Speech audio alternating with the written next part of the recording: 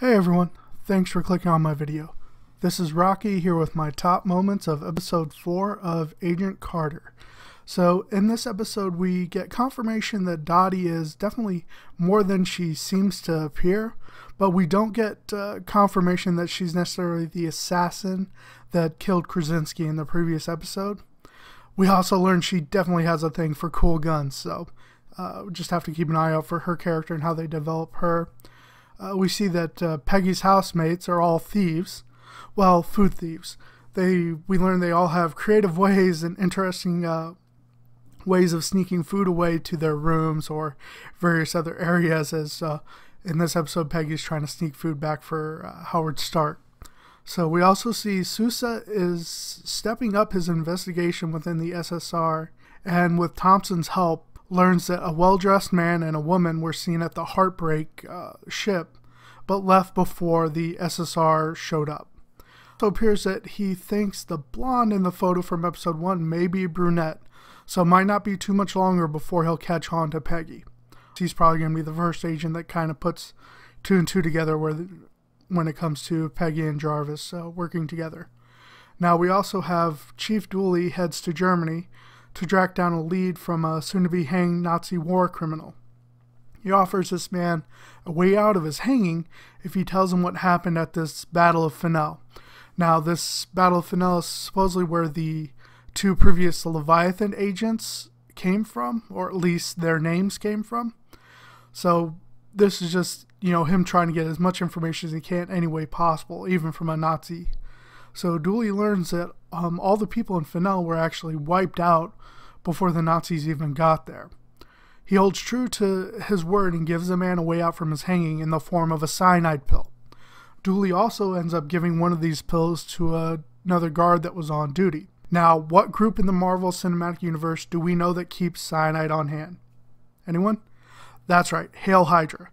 Could Dooley be a member of HYDRA? We do know they did implant themselves in various forms of the United States government and military, so just keep an eye on him. It may be a subplot that they'll open up or just kind of leave hanging. We'll see what happens at the end of the season.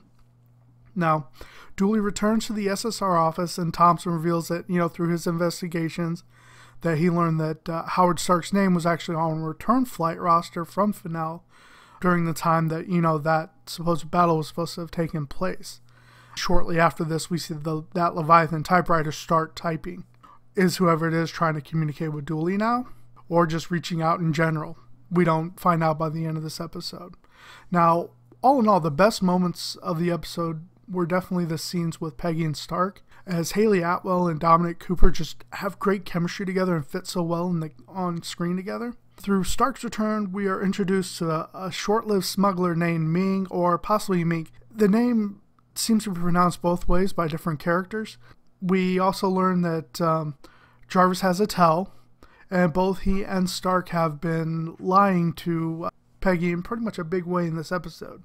Howard basically sends her on a mission into the SSR to steal one of his inventions back, as supposedly it's supposed to be like a giant EMP bomb, but it turns out to actually hold one of the last remaining vials of Captain America's blood, and Stark wants to keep it out of government hands. He goes on this explanation that, he believes that within the blood could be the cure for, the common cold, for polio, for all these various diseases and everything. And, he's very altruistic in his ways explaining it, but all Peggy can see is that the ways that he's going to make money off of Steve, off Steve's blood, off Steve's heart, basically. And she won't stand for that. Now, we see that by the end of this, she's decides to hide the blood, keep it for herself, hide it away within her room. And, we're left guessing, how's the relationship between her, Howard, and Jarvis gonna remain for the rest of this season, as we're at this point halfway through. So, we have that kind of cliffhanger on their relationship, and, are they gonna remain friends or distant enemies for a while, or, I don't know. But like I said, those were, for me, the best moments of the episodes, were any time that Hayley Atwell and Dominic Cooper were on screen together. So I definitely felt the writing in this episode was far superior to the previous episodes, but it still felt pretty congested. I mean, we had the Peggy Stark situation going on.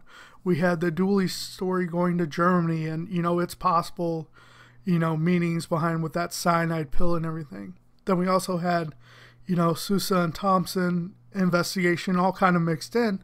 Then added to it, we had this smuggler that seemed pretty much to just be put there as a plot device to give us a glimpse at Dottie doing something cool, to kind of give or reveal a little bit more about her character. That seemed to be the only purpose really to have this character in the episode. Did get, some advancement on that initial story plot with Stark's weapons.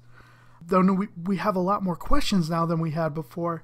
And like I said, this season's already halfway over, and we don't know if we're going to get a season 2. So they're really going to have to turn things up these last 4 episodes and, get some conclusions to these stories and kind of tighten up these plot points so we have, at least some form of an end at the end of the next 4 episodes instead of leaving us with a lot of questions, because I know that'll annoy a lot of people.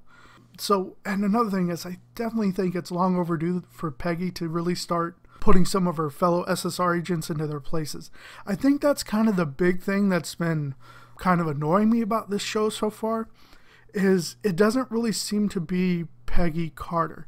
I mean, the Peggy Carter we saw in Captain America, the First Avenger, she was a high amount of confidence and everything. And, she put people in their places, especially men. She knew her place in the world, and, she had respect for others, and people had respect for her.